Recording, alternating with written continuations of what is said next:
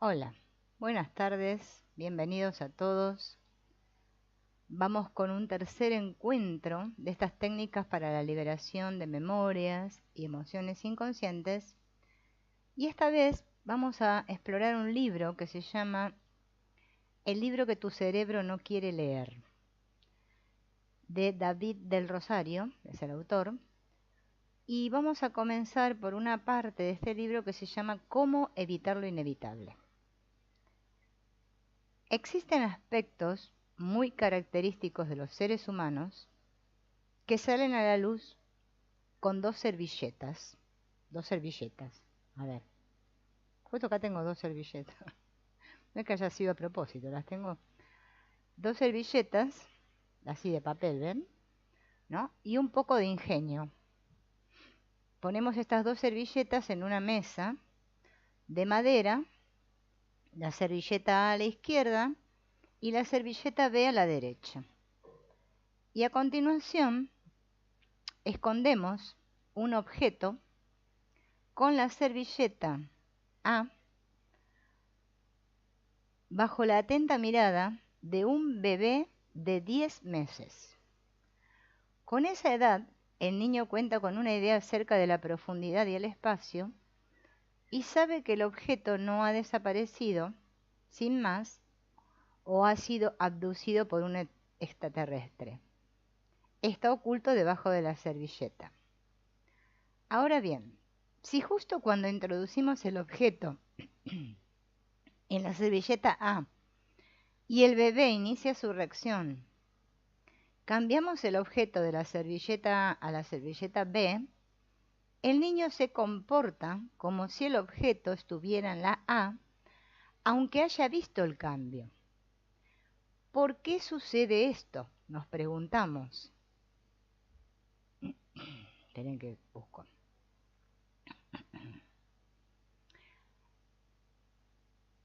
Y acá está explicado, ¿no?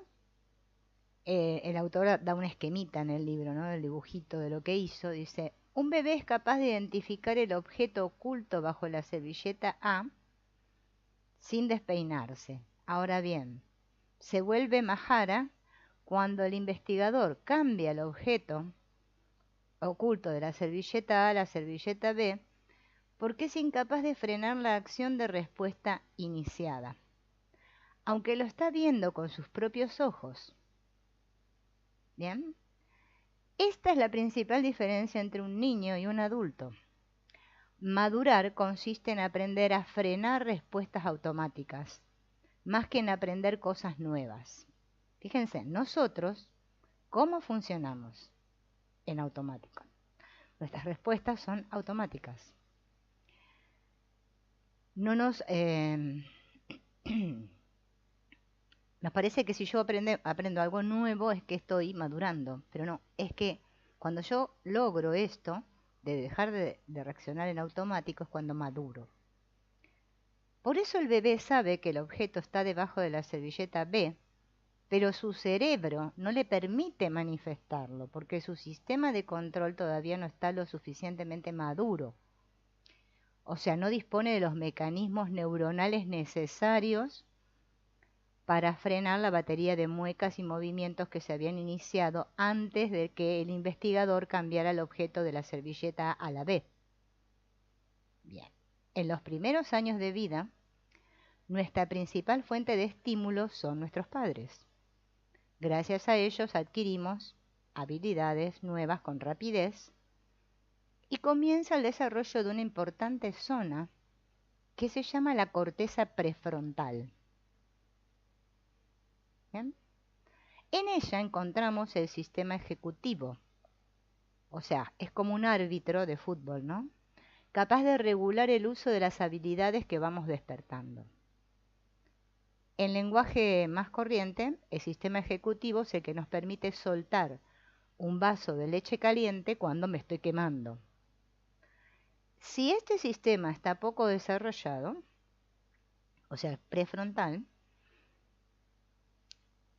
las personas no sabemos cómo soltar el vaso conscientemente y obligamos al organismo a poner en juego un acto reflejo para no quemarnos. Esto es lo que ocurre con el bebé con el juego de las servilletas.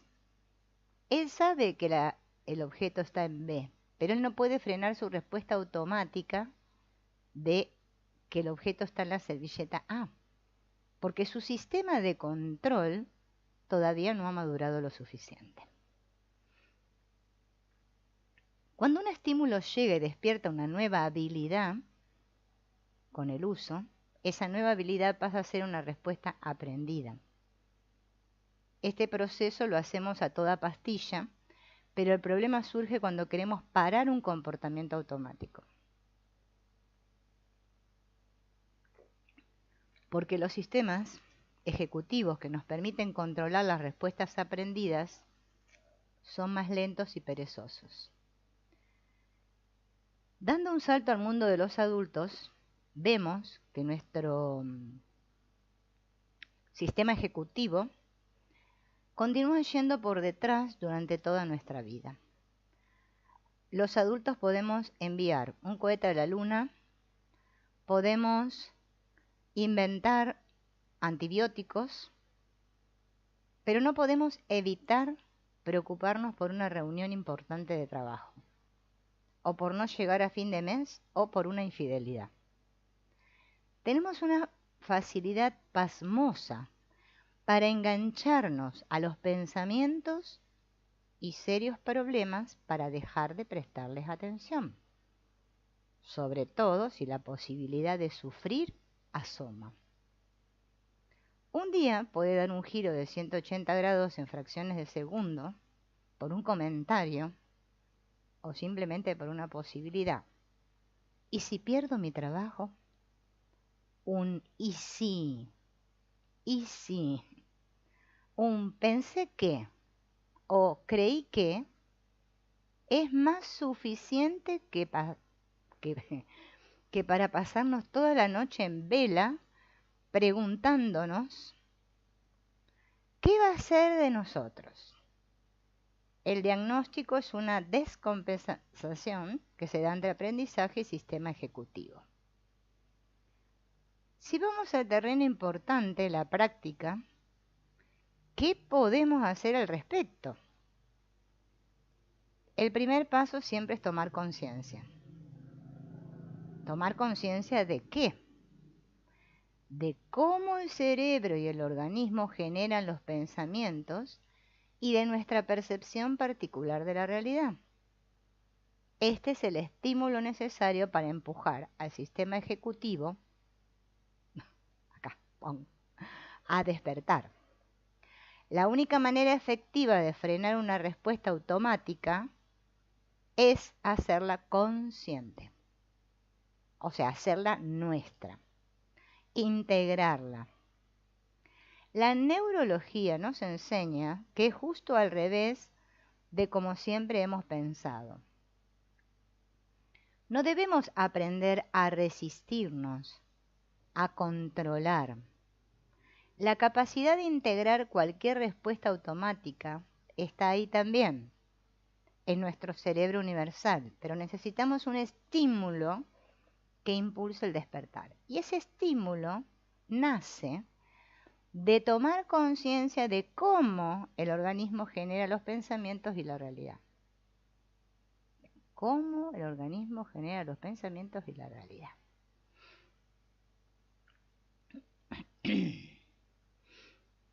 Estamos a punto de entrar en el organismo y en la mente humana para entender cómo percibimos la realidad. Así, sin anestesia. La tentación académica es comenzar a lanzar definiciones de qué es o qué deja de ser la realidad, a hablar de la verdad, de la mente, de la conciencia o de las percepciones. Lo llaman establecer las bases. Y aunque lo hayamos hecho durante años, suele ser poco práctico, incluso soporífero, si no nos hemos preparado psicológicamente para esto. En este espacio no vamos a filosofar acerca del umbral de la conciencia o del pensamiento no consciente, ni a destripar un dispositivo de resonancia magnética para entender su conductividad funcional. lo que vamos a hacer es justamente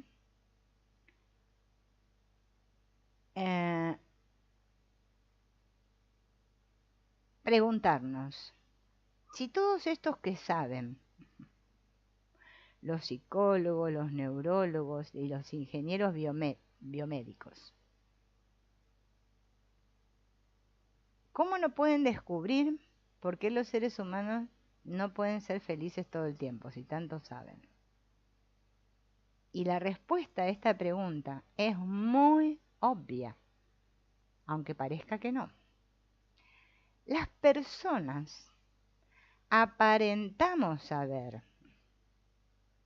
detrás de un vocabulario complejo, un pensamiento abstracto, escondemos una enorme ignorancia. Vivimos sin saber quiénes somos, ignorando lo que significa ser humano, sin entender las relaciones, sintiéndonos a menudo perdidos. Difícilmente encontramos nuestro lugar en el mundo. Y nadie debe avergonzarse por ello, porque cuando se trata de la vida, no hay diferencia entre el inteligente y el ignorante, entre el político y el ciudadano, entre el director de una investigación y un barrendero. Entonces, no tenemos más remedio que mirar a la cotidianidad como personas normales y corrientes, y al hacerlo descubrir que somos capaces de comprender cómo funciona nuestro organismo y cuál es nuestro papel en el proceso de la vida, sin palabras entrevesadas. Una persona es un trocito del enorme universo, potencialmente capaz de descubrir por ella misma el sentido de la vida. Pero nosotros tenemos la capacidad de subestimarnos. Disponemos de un cerebro universal, y no solo para el lenguaje o los temas morales, tan solo necesitamos el estímulo adecuado. ¿Y de dónde viene el estímulo adecuado? De adentro. Puede que en el camino se nos cuele algún que otro experimento científico, como ha venido ocurriendo hasta ahora, pero debe quedar claro que su finalidad nunca es ni será tener razón o dar validez a un argumento, sino ofrecernos un punto de vista diferente. Este es el gran potencial de la ciencia que muy pocos ven. Nos saca de la costumbre, de nuestra forma habitual de ver las cosas, ofreciéndonos una manera de ver diferente. Desde hace 2000 generaciones, unos 60.000 años, la anatomía del cerebro y del organismo humano es la misma. Lo único que ha cambiado es nuestra forma de relacionarnos. Y las personas nos relacionamos con el mundo en función de la realidad que percibimos. Por eso es tan importante entrar en la mente del dependiente chino, del broker o de los lectores y descubrir cómo se las apaña un organismo para generar una percepción particular de la realidad. Es decir, vamos a ver cómo se las arregla un cerebro para pensar que nuestra pareja nos está siendo infiel, cuando en realidad está tratando de organizarnos una fiesta sorpresa. ¿Por qué montamos un drama si nos echan del trabajo? Cuando hemos dicho 1000 millones de veces que queríamos irnos de ese trabajo. Y también un clásico, porque siempre aparece el típico melón que asegura que el universo está tratando de decirme algo. ¿Vieron esto? Que la señal que me manda el universo. Está muy, hoy en día está, eso es una señal. Bien. El cerebro también tiene sus manías, y una de ellas es convertir lo aparente en evidencia para ofrecernos un presente apetecible y coherente. Resulta que los seres humanos somos alérgicos a la incertidumbre y al no saber. Tenemos miedo al no saber. Por eso decir no sé es como que uno fuera tonto si dice no sé. Claro. Bien. De ahí que nuestro querido cerebro se invente algún que otro detalle para intentar por todos los medios tenernos contentos. La pregunta es, ¿cómo de graves son las ilusiones que inventa nuestro cerebro a la hora de construir la percepción individual de la realidad? La respuesta a esta pregunta es un punto de encuentro entre algunas tradiciones orientales y la neurociencia. La ilusión es la tónica dominante en el organismo y no algo puntual. El desafío y lo fascinante del asunto es que si queremos ser felices, voy a tener que serlo a través de la realidad ilusoria que percibo. Los programas de retoque fotográfico mediante filtros son un fenómeno mediático. La idea de mejorar una imagen con un solo clic ha cautivado a millones de personas y ha revolucionado el mundo de la fotografía, ¿no? Cuando el sensor de una cámara capta la luz que refleja un objeto, estampamos la realidad en las diminutas celdas que poco a poco se van a convertir en los famosos píxeles. Una fotografía es una representación eléctrica de la luz que en ese momento hay delante del objetivo, es decir, una percepción. Aplicar un filtro a una imagen es cambiar el valor de cada píxel con un fin estético. Y es equivalente a crear una opinión o un recuerdo acerca de esa percepción. De este proceso hay dos cosas a subrayar. Por un lado, el objetivo de la cámara tiene sus limitaciones y capta la luz de una pequeña porción del espacio en función de su tamaño o de la calidad de los cristales de la lente, perdiendo gran cantidad de información de la escena real por el camino. Por ejemplo, la información referente a la profundidad no queda registrada en ningún lado y los colores originales cambian en función de las características de los cristales de la lente, del sensor de la cámara y de otros componentes.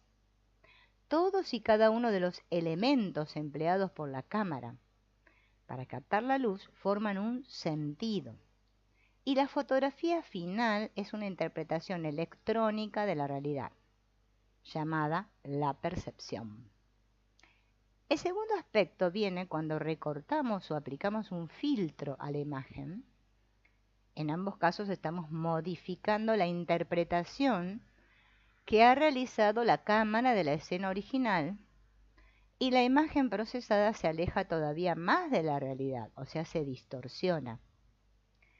La fotografía más real que podemos llegar a hacer con la mejor cámara, ajustando todos los parámetros de forma idónea, captaría un 0,01% de toda la información existente delante del objetivo.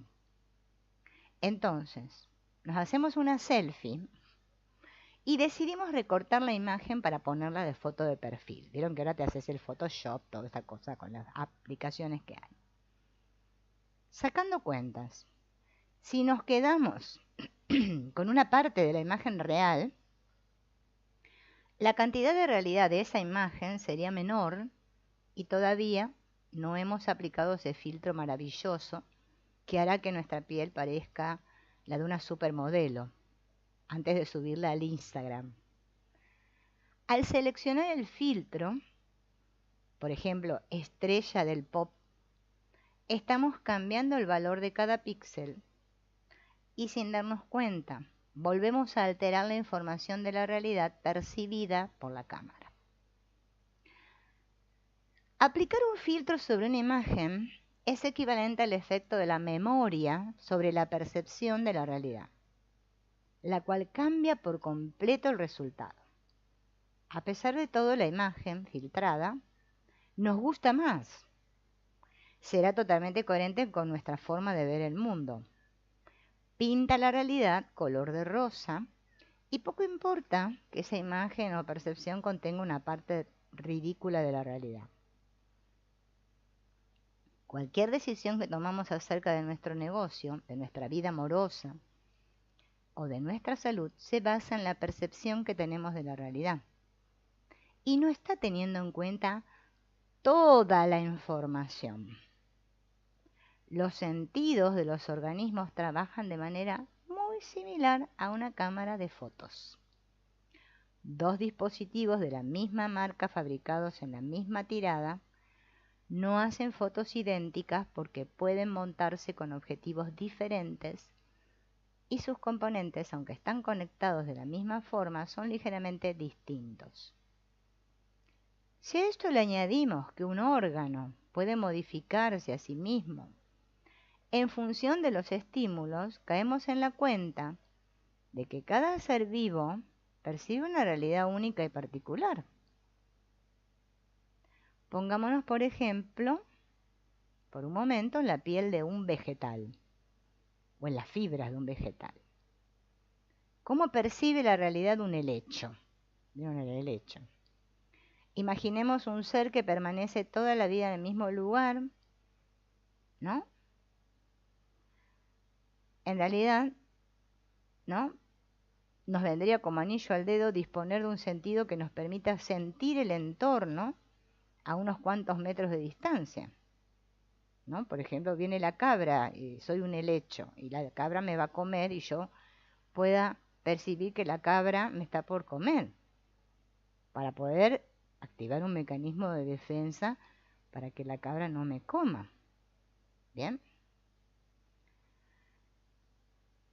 En una planta podemos encontrar más de 20 sentidos, más de 20 órganos capaces de percibir diferentes estímulos, fascinantes y extraños a partes iguales. Además de los 5 sentidos humanos adaptados al reino vegetal, las plantas disponen de órganos sensoriales capaces de determinar la humedad del terreno, medir los campos electromagnéticos, comunicarse con otros insectos, detectar peligros a kilómetros de distancia. Gracias a sus sentidos, los árboles y las plantas son capaces de generar una realidad dominada por la humedad, lo químico, lo térmico, que les guía para desarrollar su proceso de vida. Los osos liberan sustancias gracias a unas glándulas situadas en la planta de sus manos y pies que les permiten transmitir información acerca del sexo o la edad y comunicarse a distancia con una precisión increíble. Los elefantes también son herramientas, las extremidades, ¿no? de los elefantes, también son herramientas de comunicación fascinantes, porque pueden detectar vibraciones de tierra a más de 15 kilómetros de distancia. Bien, así muchos seres vivos pueden percibir diferentes cosas, ¿no?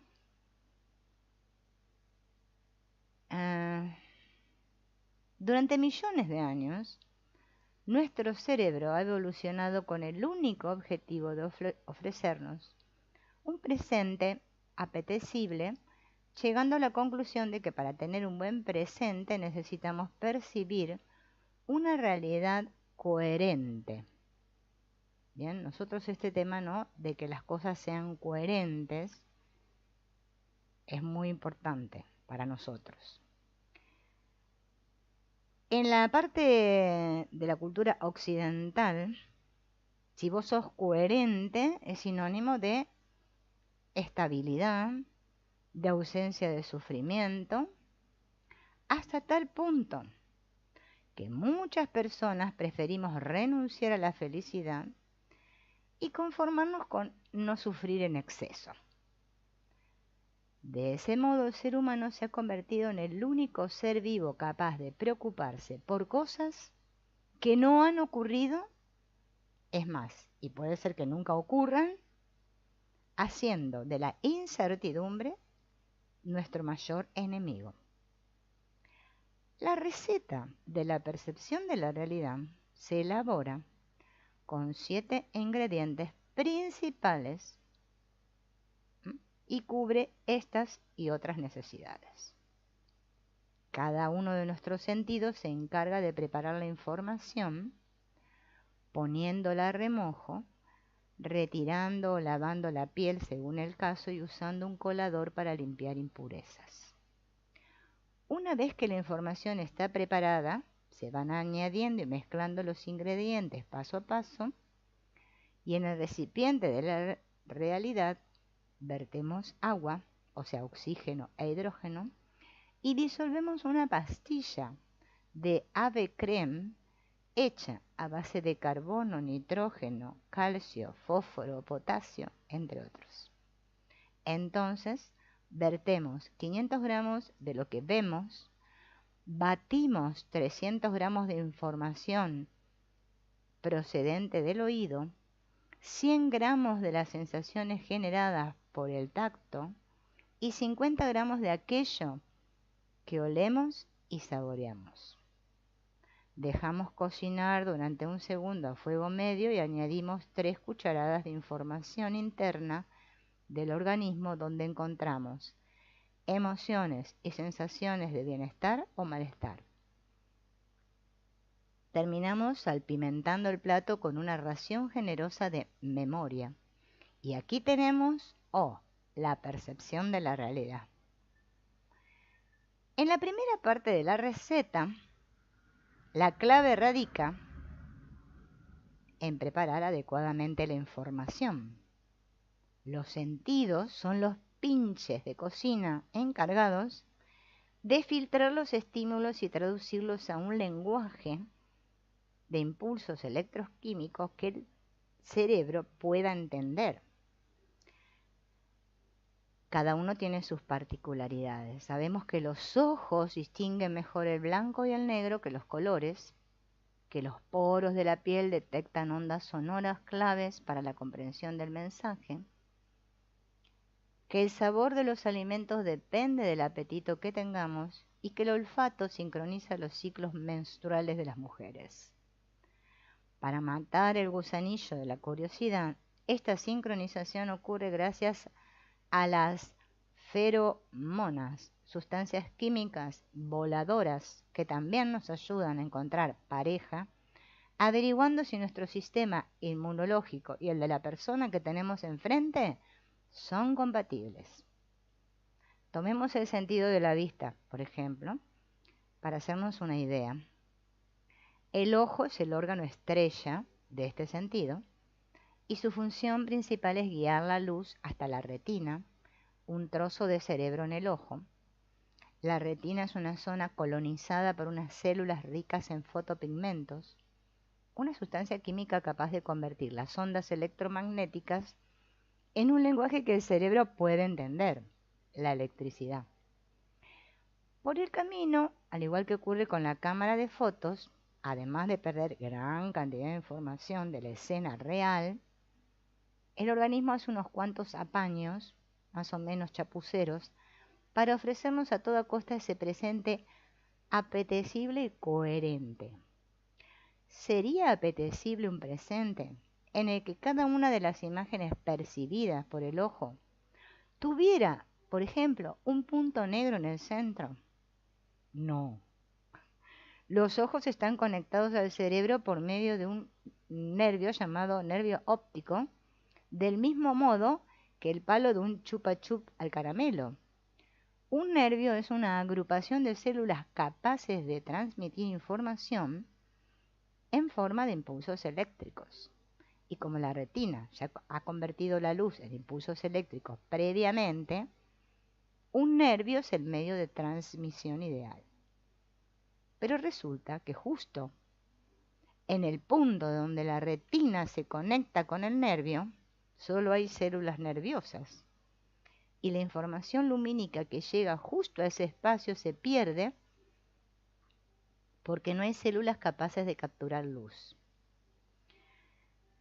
todas las personas deberíamos tener un agujero visual, un punto ciego, debido a la conexión retina-nervio óptico.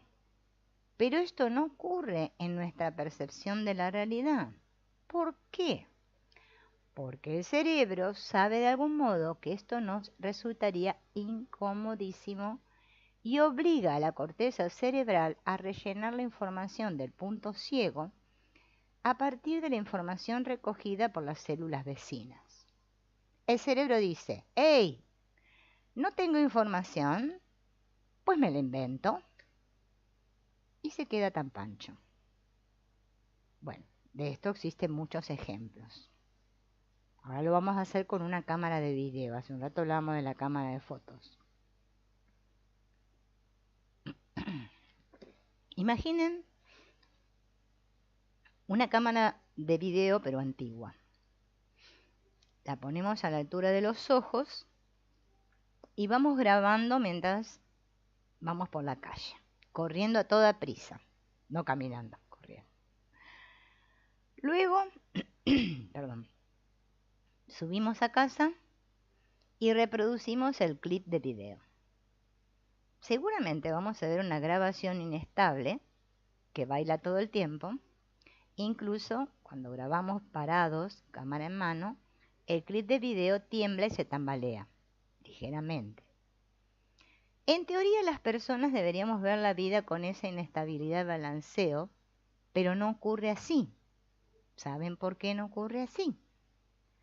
Porque nuestro cerebro, al igual que los teléfonos móviles actuales, estabiliza las imágenes para ofrecernos un resultado lo más apetecible posible. Esta estabilización se realiza gracias al oído interno, quien se encarga de modificar la información procedente del nervio óptico para compensar el movimiento de la imagen. A fin de cuentas, de una manera u otra el organismo termina alterando la información que proviene del exterior y construye la percepción de la realidad con datos falsos. Bien, todas y cada una de estas inteligentes artimañas tienen una finalidad común: ofrecernos un presente apetecible. El precio a pagar es que del 100% de la información objetiva que tenemos a nuestro alrededor, solo percibimos un 0,01% de información. Y después decimos que nosotros sabemos todo. Bien, que no cunda el pánico. Vamos a hacer una fotografía de la realidad empleando el ojo humano del mismo modo que hicimos con la cámara de fotos, para entender de dónde sale este 0,01%. Vivimos rodeados de una cantidad descomunal de información y solo una pequeña parte alcanza la retina de las profundidades del ojo humano. Podríamos tasar esta pequeña porción de universo en unos 10.000 millones de unidades de información electromagnética por segundo. Esta cifra representa la percepción de la realidad más fiel que podríamos llegar a tener. En la retina caben 6 millones de unidades de información cada segundo, y por el nervio óptico solo pueden viajar 1 millón de unidades de información debido a que su anatomía y características convierten al nervio en una autopista de carriles limitados que comunica la retina con la corteza visual situada en el cerebro. Entre unas cosas y otras consiguen llegar intactas a la corteza visual alrededor de 10.000 unidades de información en un segundo. Esta información visual se amasa en el cerebro y se filtra con otros sentidos para construir la percepción de la realidad. Estos números que dimos hablan del sentido de la vista, pero lo verdaderamente interesante es repetir el mismo razonamiento para determinar cuántos olores podemos percibir de todos los olores existentes. ¿Bien?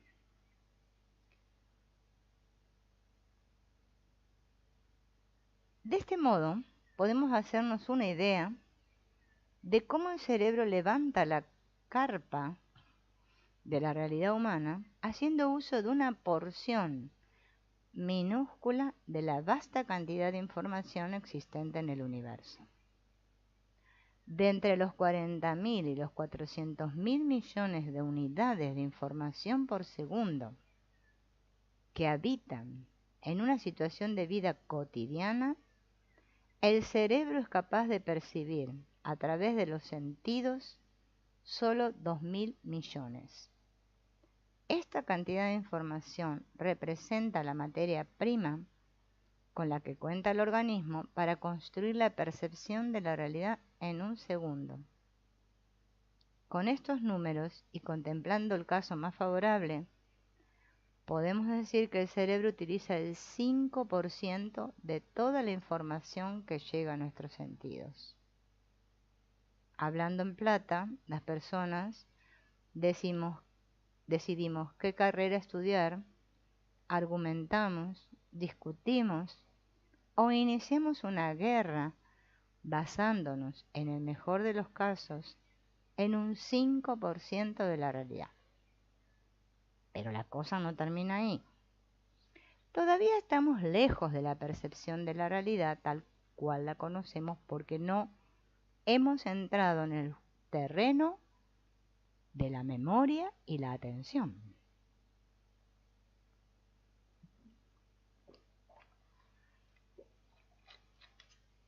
Bien, que es donde vamos a entrar.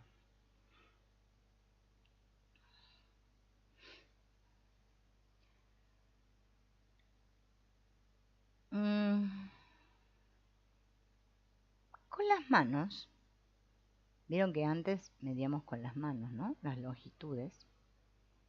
Podemos pesar objetos, podemos expresar emociones.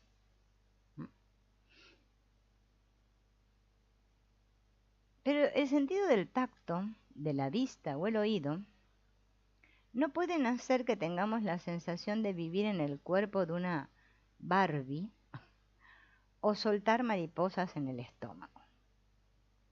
Esto le pertenece al famoso sexto sentido, el cual viene a recordarnos que el cuerpo es una ilusión generada por la mente. Sí, ya seguramente me van a decir que no, pero bueno, investiguenlo. Van a ver que es así. No, si mi cuerpo es... No puede ser. De este prisma, los seres humanos somos como rellenos, no como juguetes, ¿no? Rellenos de sensaciones y emociones. Estas sensaciones nacen en los estímulos y anticipándonos disimuladamente, las emociones humanas tienen su origen en las cosas que pensamos. Toda esta información emocional y sensorial podemos verla a 4K y con Dolby Surround desde nuestra querida ínsula. El sexto sentido nada tiene que ver con una película de Bruce Willis, sino más bien con diminutos espías que todas las personas tenemos repartidos por el organismo e informan constantemente de lo que ocurre en su interior. Siguiendo con la ristra de nombres intuitivos y fáciles de recordar que amenizan la vida del estudiante de ciencias de la salud en el ámbito académico,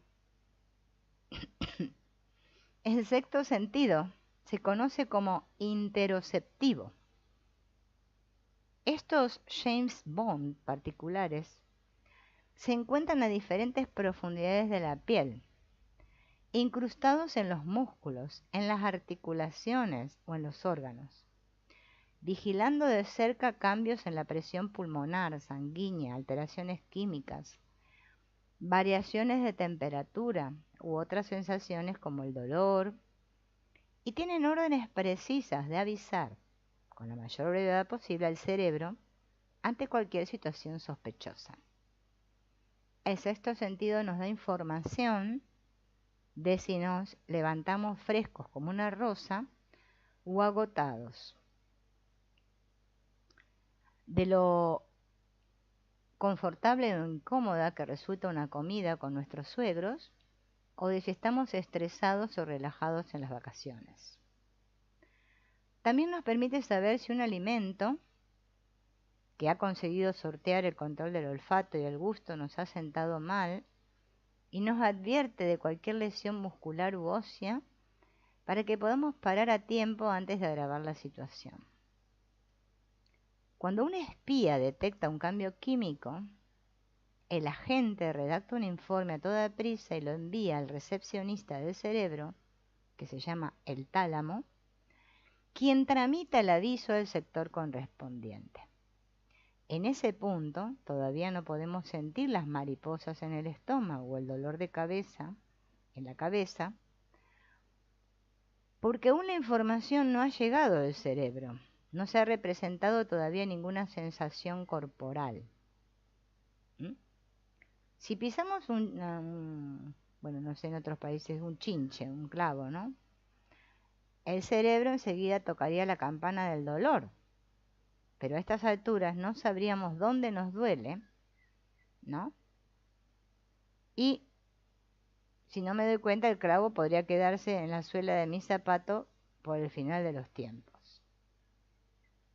La amígdala y el hipotálamo y la corteza cerebral todavía no han dicho dónde, ni han perfilado unos cuantos aspectos prácticos, ¿no?, para que experimentemos esa sensación corporal. Una vez entran estas estructuras en juego, podemos sentir la chinche o el clavo en el pie y las mariposas en el estómago, y únicamente haría falta el matiz de quién está sintiendo ese dolor. La ínsula nos permite tomar conciencia de ello.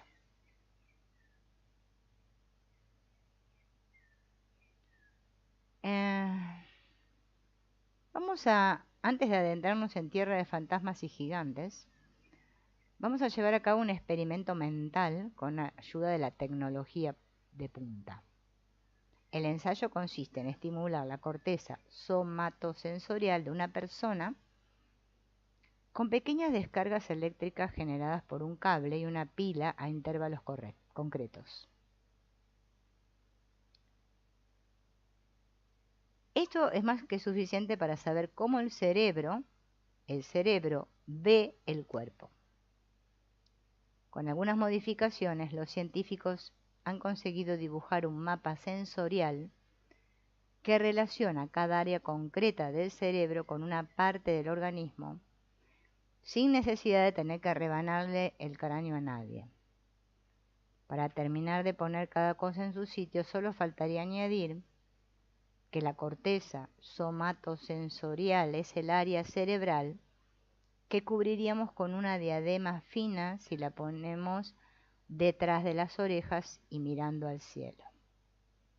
Nuestras piernas, manos, boca o nariz están conectadas a esta corteza somatosensorial con un número determinado de neuronas, de tal manera que si además dibujamos el tamaño de la parte del cuerpo en proporción a la cantidad de conexiones neuronales existentes, obtendremos el retrato de un ser humanoide con manos de orangután y boca repleta de botox, con un tremendo parecido a Carmen de Mairena, que no sé quién será, pero debe ser alguien de allá de España, ¿no? En la literatura científica, este humanoide se conoce como el homúnculo sensorial y representa cómo el cerebro ve nuestro cuerpo. ¿Mm?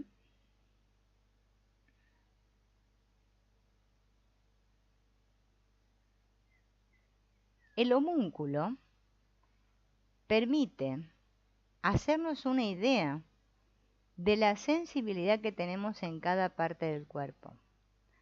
Cuanto más grande se representa la parte en cuestión, mayor sensibilidad de esa zona al tacto. Eh, Vamos a hablar ahora de la corteza motora, que es la encargada de controlar el movimiento corporal. Una vez que ya hemos hablado del homúnculo, vamos a hablar de miembro fantasma. Sí, así como lo escuchan, miembro fantasma.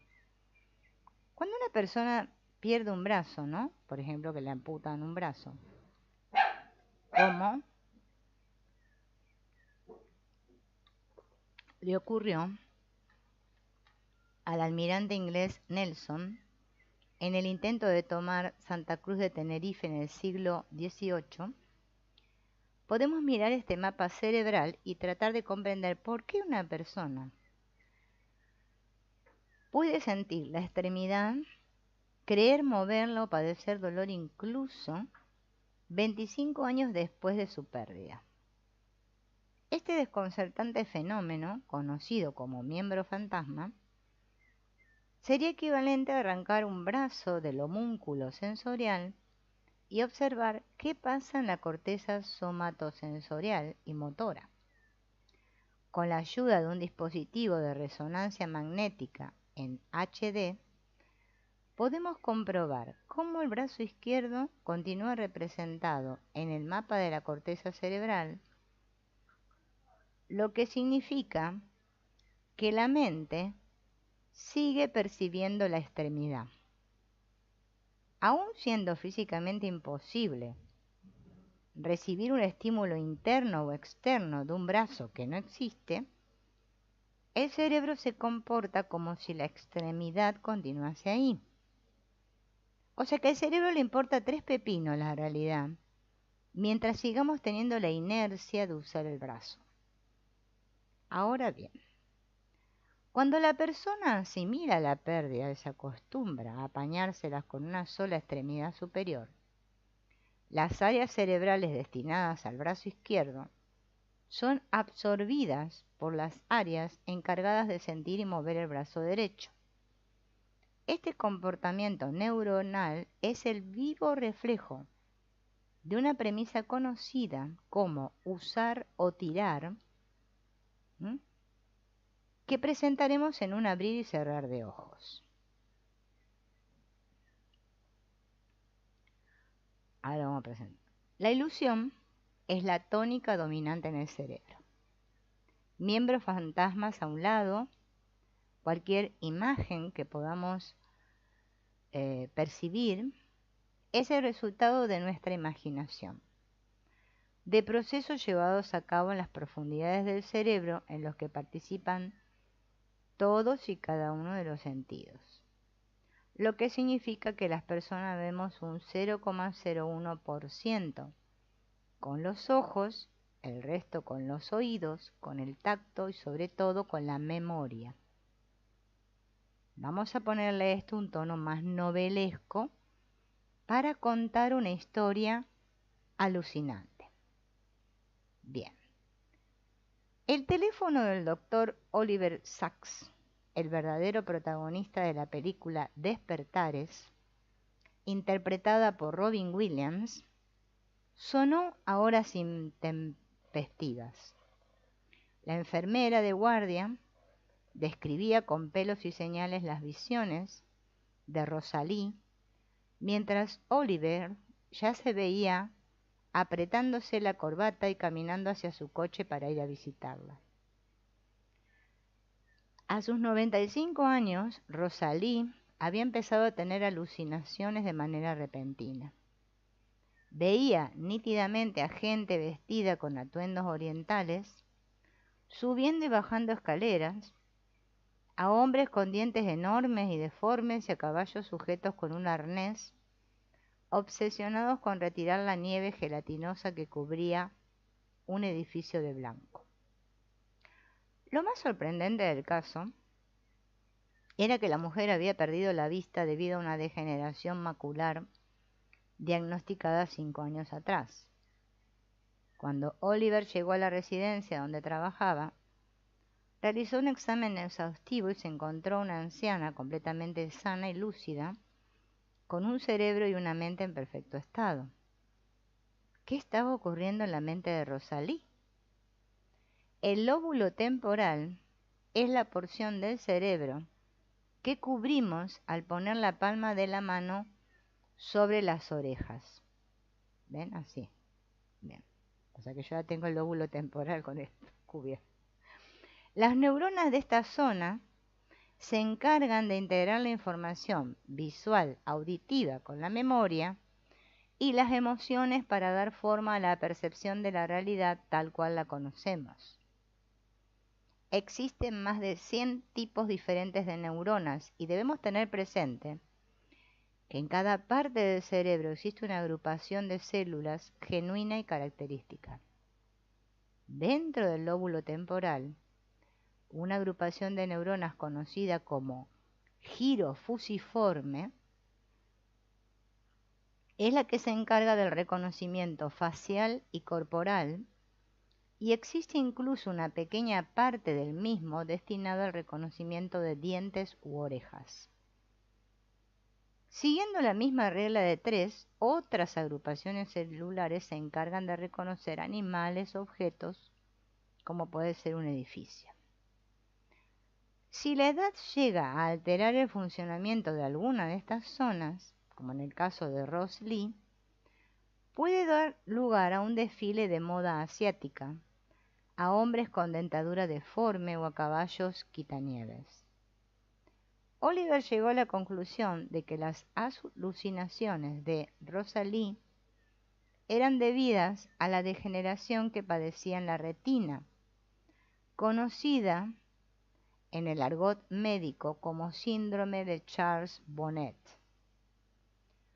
El cerebro trata todo el tiempo de ofrecernos un buen presente. Cuando el lóbulo temporal propone imágenes extrañas, debido, por ejemplo, al deterioro de la vista, ¿no? Debido a la edad, el cerebro de Rosalie trata de dar sentido a esas imágenes y se las arregla para ofrecer un presente lo más coherente posible. Eso sí, ¿no?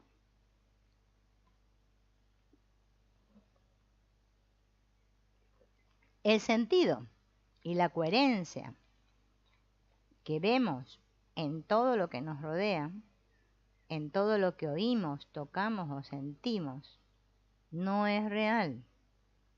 Se trata de una sensación generada por un cerebro que intenta desesperadamente ofrecer un presente apetecible. El presente es una corriente integrada de percepción coherente. Es decir, las personas vivimos en un continuo más o menos lógico del cual nos desconectamos cuando vamos a dormir. La coherencia de las cosas, incluidas nuestras creencias acerca del sol o las opiniones políticas, ¿no? Bien, son una sensación añadida por el cerebro y no es una realidad. Bien. Una prueba contundente es que cada persona tiene una opinión diferente acerca de, qué sé yo, de la economía, por ejemplo. Si esta opinión estuviera generada por la realidad, todas las personas deberíamos compartir la misma opinión acerca de la economía. Sin embargo, no sucede así, porque el cerebro de cada hombre y cada mujer transforma todo aquello que ve para que la vida tenga sentido para él y no para el vecino, dando lugar a tantos puntos de vista como individuos existen en la faz de la Tierra. Ahora bien, ¿cómo hace nuestro organismo para montar este chiringuito de la percepción? Sí, es un chiringuito, pero parece muy real. ¿Yo qué quieren que les diga? Bien, la primera consiste en traducir los estímulos internos y externos a un lenguaje de señales electroquímicas que el cerebro pueda entender. De esto se encarga, ¿quiénes? Las neuronas y los sentidos. Luego, en diferentes áreas primarias de la corteza cerebral, un gorro de ducha, esos gorros de la ducha, de 3 milímetros de grosor que todos llevamos puesto debajo del cráneo, bueno,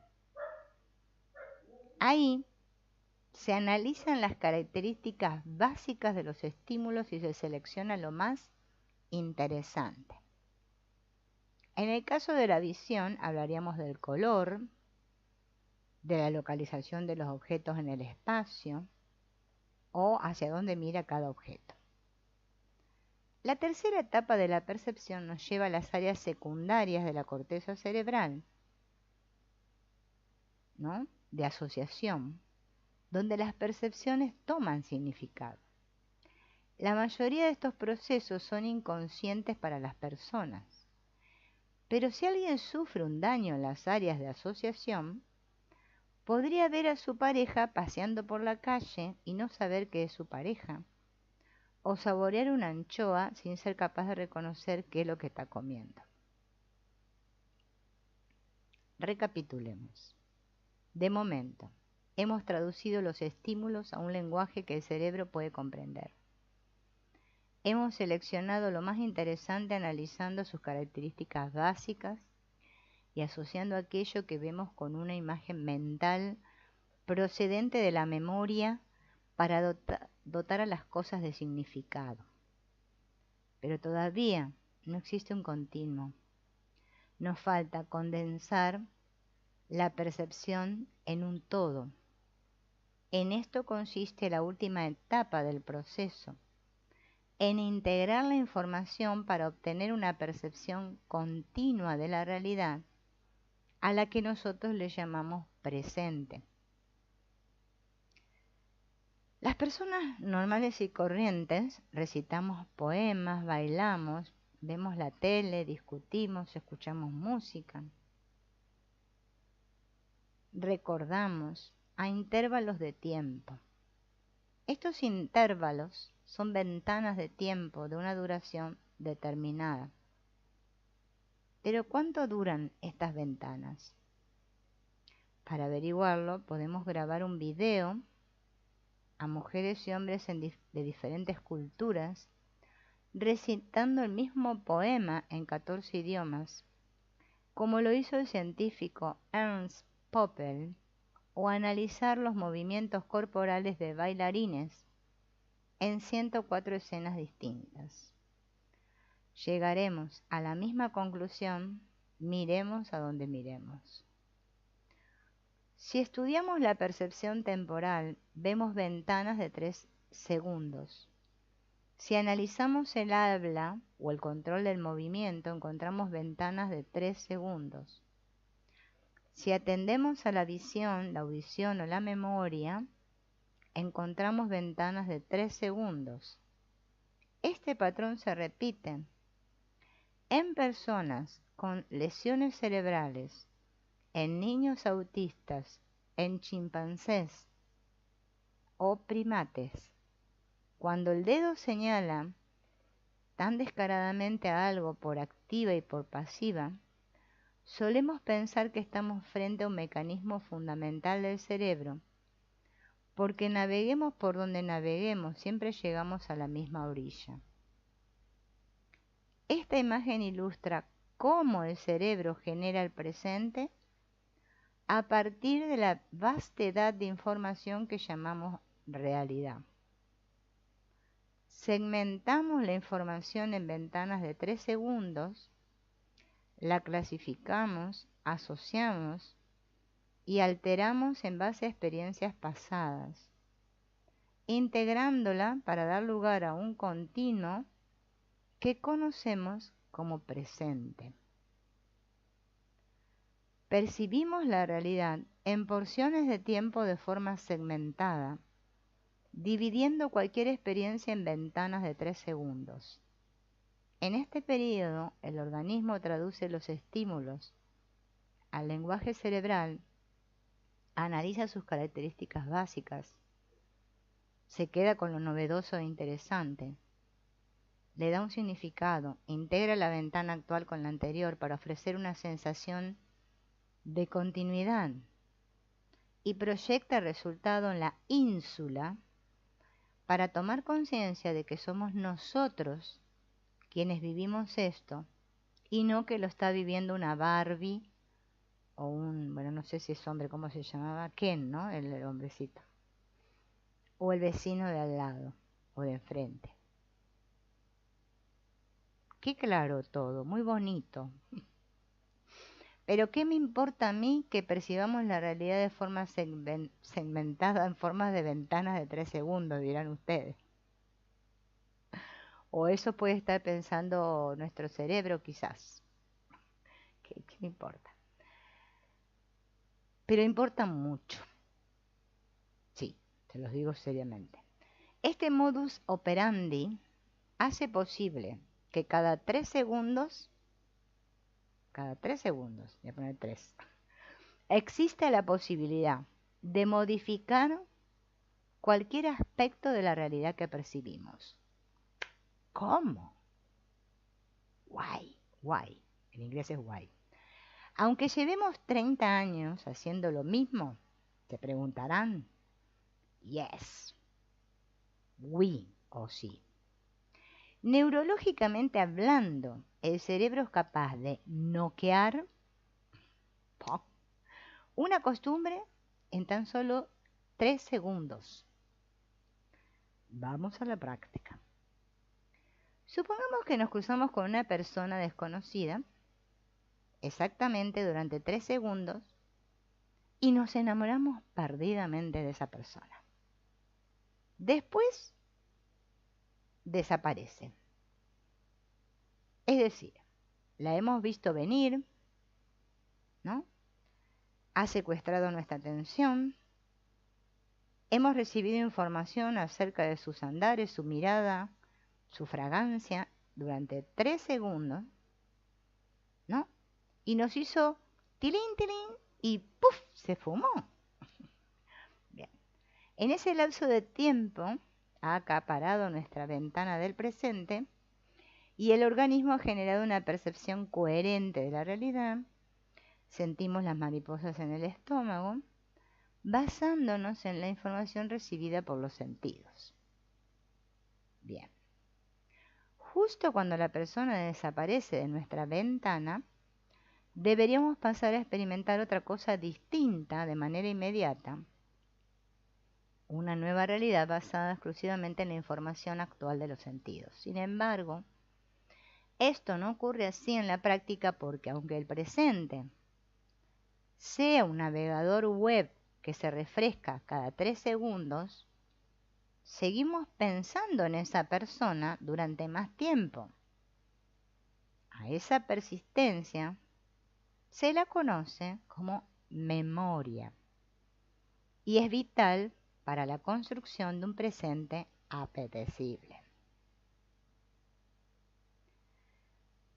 La memoria a corto plazo es la encargada de suavizar la transición entre ventanas, haciendo de la percepción algo gradual, algo continuo, ¿no? Como un flujo continuo.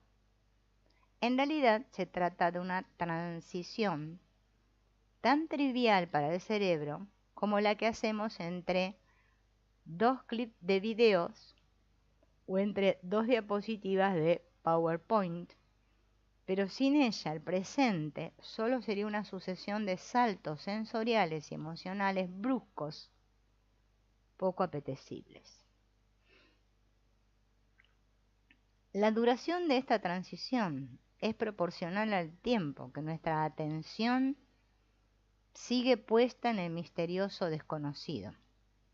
Este con el que me encontré, ¿se acuerdan? Bueno, al poner la atención en él, estamos diciéndole al organismo que queremos seguir pensando en ese desconocido que ya no existe. ¿Y qué acostumbra hacer cualquier organismo en ausencia de información? Pues se la inventa.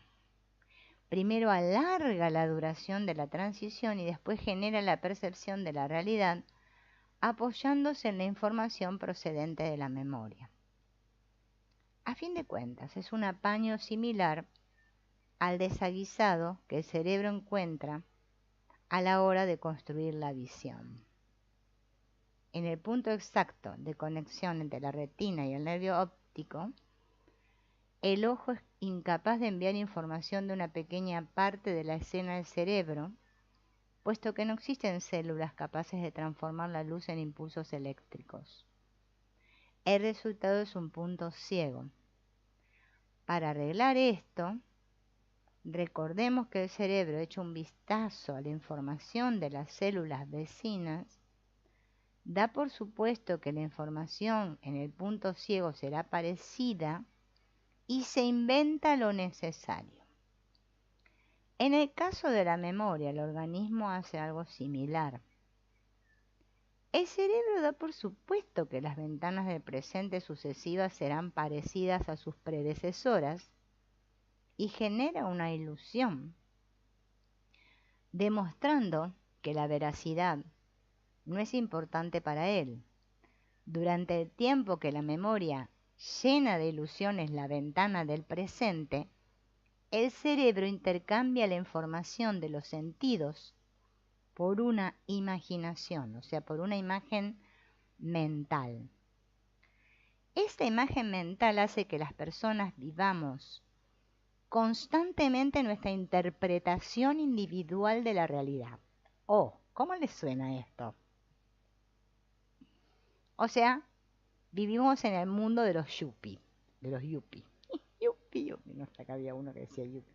Bueno, tal y como descubrimos en esto que estamos leyendo ahora, aunque una experiencia pueda perdurar en el presente gracias a la memoria, no significa que la experiencia esté ocurriendo realmente. De hecho, solo tenemos la capacidad de recordar las cosas que pensamos y sentimos y no los hechos.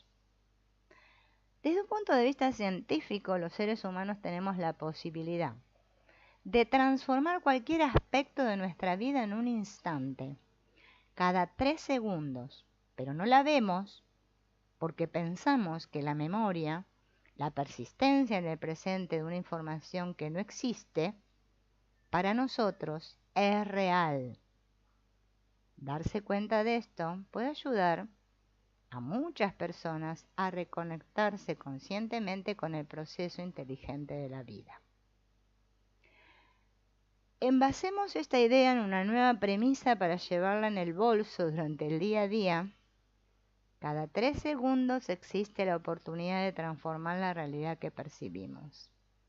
La regla de los 3 segundos no es algo místico o espiritual. Proviene de la naturaleza misma del organismo. Tomar conciencia de ella nos permite convertir la percepción de la realidad, algo automático hasta ahora, en una elección consciente, devolviéndonos la libertad y el poder de decidir instante tras instante. Genial esto, ¿no? Bueno, a ver cuánto hemos hablado, ya no se perdió el tiempo. Bueno, 1:10. Bastante bien. Bueno, espero que les haya gustado. Hola Manuel Kant, bienvenido. Parece muy interesante esto. Vamos a ver un poquito más, porque la verdad hasta me enganché yo con esto. Está muy bueno. Esto me hace recordar a lo que dice el curso de Milagro de la Percepción, ¿no? Porque ya se me está por acabar el agua. No me voy a levantar a buscar agua. Bien, leemos un poquito más, que está bueno porque acá el autor da un ejemplo, ¿no? De, a ver, esperen que llegue acá. Dice, mi hijo ha tenido un accidente con la moto, creo. Me ha pasado un camión por encima. Bien. Vamos a imaginar. Tenemos tiempo de sobra. Podemos desayunar con calma. Tomar una ducha placentera. Cepillarnos los dientes tranquilamente. Bien. La noche anterior le hemos quitado el polvo a nuestras habilidades matemáticas para contar ovejas, mientras la corteza cerebral imaginaba cómo sería el lugar o el ambiente con los compañeros. Sabemos que cuanto más nos esforzamos en relajarnos o en dormir lo antes posible, más tardamos en conseguirlo. Y esto es cierto. Esta es la sensación de millones de personas en su primer día de trabajo. El segundo día será ligeramente distinto. Ya no se tomarán el desayuno con la misma calma. Al tercer día ya la ducha no va a ser tan placentera. Al cuarto ya en vez de cepillarse los dientes se meten un chicle en la boca y salen corriendo porque llegan tarde. ¿Bien? Bien. El primer día de trabajo, claro, nos viene un aluvión de información novedosa porque, claro, todo es nuevo, ¿no? Bien. Tenemos que preguntar dónde queda el baño. Bien. A pesar de que las horas nos pasan volando, ese día llegamos agotados a casa, como si un camión nos hubiese pasado por encima, ¿no?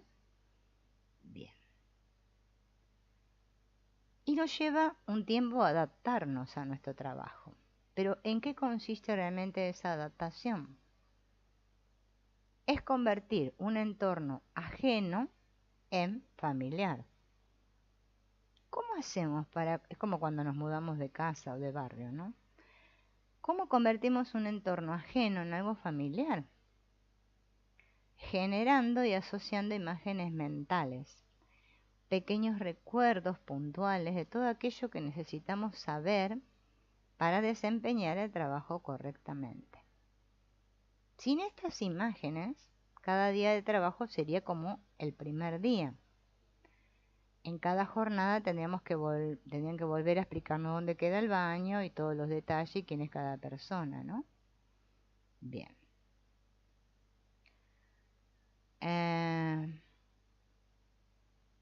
Nadie se liberaría de llegar cada día agotado a casa y la situación, desde un punto de vista energético, sería insostenible. O sea que las imágenes mentales sirven para ahorrar energía. Si traemos aquí la idea del cerebro universal, alguien puede pensar, ¿y no es posible acceder al choliazo del conocimiento universal para aprender a toda velocidad cómo trabajar en el departamento de marketing de Amazon o sacarme sin esfuerzo un título de telecomunicador? Desgraciadamente no funciona así. El cerebro universal es un espacio de conocimiento esencial accesible a cualquier persona sana que ofrece aptitudes innatas para el lenguaje, la empatía, la honestidad, la confianza, siempre y cuando contemos con los estímulos adecuados. Este proceso de adquisición se lleva a cabo sin ningún tipo de esfuerzo. Basta y sobra con vivir la vida. Pero lamentablemente el marketing o la ingeniería no figuran en la lista de conocimientos esenciales porque son conocimientos fabricados por el hombre para satisfacer unas necesidades concretas. Incluso nos inventamos necesidades para luego satisfacerlas. A eso lo llamamos negocio. Este conocimiento fabricado es el saber que se acredita con títulos, con experiencia profesional, y esto es un proceso dirigido desde la razón. En los primeros años de vida, el aprendizaje se alimenta de estímulos que despiertan el conocimiento esencial. A medida que el cerebro madura, más o menos a los 20 años de edad, bueno, a mí me dijo un médico que a los 24 está el cerebro totalmente desarrollado, se da vuelta la tortilla. El 99% de las cosas que aprendemos pasa a ser conocimiento fabricado. instituto, universidad y un largo etcétera, accediendo a la fuente de conocimiento universal en contadas ocasiones. Entra en escena la fuerza de voluntad y damos la bienvenida al quien algo quiere, algo le cuesta. O bueno, como decimos acá en Argentina, el que quiere celeste que le cueste. Aparece la idea del sacrificio, sudor y lágrimas. Ganarás el pan con el sudor de tu frente, ¿no? Me suena como algo que lo dice en alguna parte. Bien. Por eso nos cuesta tanto aprender un idioma cuando ya somos grandes. Por eso todo es mejor aprenderlo de jóvenes, ¿no? Y por eso también nos cansamos tanto el primer día de trabajo. Las personas estamos hechas para vivir experiencias, no conceptos. ¿Les queda claro esto? Estamos hechos para vivir experiencias, no conceptos. El conocimiento del cerebro universal no ocupa espacio.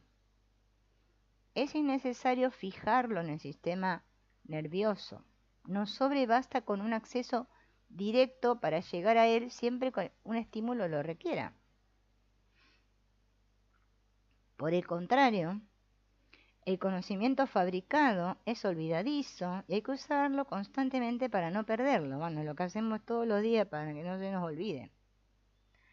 Cada conocimiento fabricado es como un puzzle compuesto por muchas piezas a las que las vamos a llamar imágenes mentales y requieren de un pegamento especial. ¿Cuál es ese pegamento especial?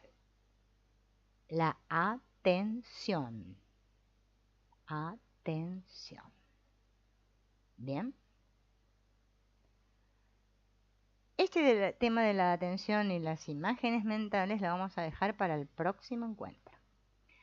Bien, espero que les haya sido de agrado el libro que elegí, porque vieron que algunos capaz que dirán, y esto que tiene que ver con las memorias y las emociones, y tiene que ver mucho. Si estuvieron prestando atención van a ver que está muy bueno, ¿no? Hola, Casca. Ay, no. Mi cerebro no puede leer esto. Cascabel. Bueno, sí, a mí también me gustó, me encantó este libro. Porque iba a explorar otro libro con ustedes, pero después empecé a mirar y dije, no, esto la verdad que no es una tontera.